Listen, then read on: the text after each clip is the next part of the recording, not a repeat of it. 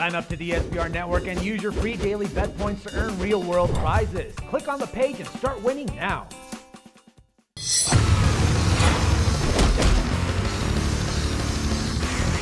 Hi, welcome to SBR Videos. I'm Peter Loshak. We are talking right now with Nick Kalikas from MMAOddsBreaker.com. And Nick Kalikas, of course, is a very well-respected MMA odds maker. He's a consultant for numerous sports books. And right now, we're going to take a very early look at the Chris Weidman-Lyoto Machida fight. Nick, thanks for being with us. Thanks for having me back. All right, it's late May right now, so we're taking a look ahead to a UFC 175, which is in July 5th. But the lines are already out. Weidman minus 250, Machida plus 200. First, let's do just a quick overall general breakdown of the fight. Is it fair to say that this is just basically striking versus grappling? Machida with the edge in striking, and Weidman with the edge in grappling, and whoever can impose their will with their superior skills will win this fight? Well, I mean, yeah, you can look at it that way because technically that's what it's going to be, but you cannot count out Weidman striking either. Mm-hmm. So sure. Weidman is more just than a grappler. I mean, he has the wrestling base to go along with his fantastic striking. I mean, in the octagon, the guys look tremendous. He's got great knockout power. I mean, look at his leg kicks, nasty. Everything about him is nasty on the feet. He's got so much power that he can end the fight at any time. So it is your typical grappler versus striker matchup, but it's a little bit beyond that. I mean, Weidman is definitely legit in all ends. But it's fair to say that Machida has a significant edge in striking, right? Pure striking, no doubt about it. I mean, Machida is a very special striker. Right.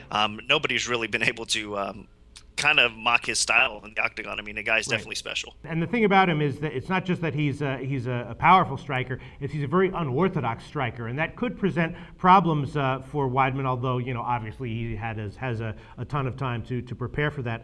How much do you think the fact that Machida's striking style is a little bit unorthodox is going to present a unique problem that Weidman might not be able to prepare for well? Well, I think you're absolutely right. It's going to be a big factor. Mm-hmm. I mean, you can't really train for somebody like Machida because he, like I said, he's kind of unique. He's kind of different. He does have that karate type of style striking base, but he's so accurate. He uses angles well. He counters well. I mean, everything about him. He's got good knockout power with his hands or his feet as well. So, I mean, Machida's going to be on a different level compared to some of the strikers that Weidman's been in there with. And I'm not saying Anderson Silva is not a special striker. I mean, the guy is a legend. I mean, pound for pound, arguably the best of all time. No doubt about it. But Machida's even a little bit different, more unique than Anderson Silva as well. And is it fair to say that at this level of competition that matchups start to mean a lot more than skill, and that just because Weidman was able to handle Silva at with whatever his style was and whatever his skill level was at that time, that doesn't necessarily translate into likely success against Machida? Absolutely. I think that's very correct. Matchups are everything. And, I mean, he just matched up, I think, relatively well with Anderson Silva. I mean, I made some money off Weidman. Mm-hmm. I was backing him in, both situations. So it worked out well for me. In this fight, though, it's hard to lay that kind of juice against a fighter like Machida. Yeah. I think Machida, he's a little bit fresher than Anderson Silva was at this point. And, again, since he dropped to middleweight, I mean, the guy's looked phenomenal. Yeah. He's got the speed. He's got the power. He's got the accuracy. Completely different matchup. All right, but Weidman's edge is in grappling, and the question is, how much of an edge does he have? Nick Kalikas, what do you think? Is it just a minor edge, or is it a significant edge that will determine the outcome of the fight? Well, as far as pure wrestling goes, there's no doubt about it. He's got a significant edge, but can he utilize that against Machida? Machida has been taken down. He's been put on his back before. He's hard to hold down, and his takedown defense continues to improve. And the problem with Weidman is he does look great, especially early in fights in round one. I wouldn't be surprised if he maybe lands a quick takedown on Machida, but Machida's takedown defense is legit enough that I think he's going to be able to actually keep the fight upright. And as the fight goes on, the problem with Weidman is he does tend to fade. I mean, his cardio is a big concern in my opinion, and he's not going to land the takedowns. If this does go into round 2, round 3, I don't think he's going to be hitting takedowns in round 2 or round 3. So Machida is going to get what he wants, and this fight's going to probably end up staying standing. All right, and then as far as submissions are concerned, basically a wash, would you say?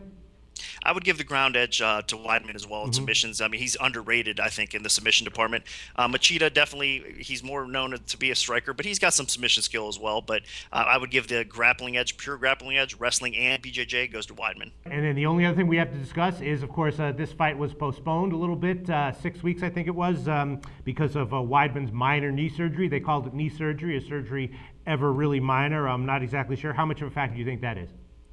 Well, a lot of people out there are saying that it shouldn't be a factor. I mean, like you said, it was supposedly minor. I don't know. I mean, as far as betting odds go, I don't think it's going to come into play, and it's not going to have a huge impact on the line. You know, a lot of people aren't going to even know about it, and then a lot of people are just, unfortunately, well, it's I guess good for the sports books, but a lot of people just all of a sudden when somebody gets to a certain point, they think people are invincible. So if they're going to back Weidman, it's not going to matter about that. Right. They're going to think that he's invincible. He's a man right now, regardless. I mean, with one leg, the guy will come out and dominate. That's how the supporters are out there. And what about the unexpected layoff for Machida? I mean, he is on record as saying that he's not entirely happy to have the extra 6 weeks, that he was kind of peaking in terms of his training for that date. Now he's got the date moved back 6 weeks.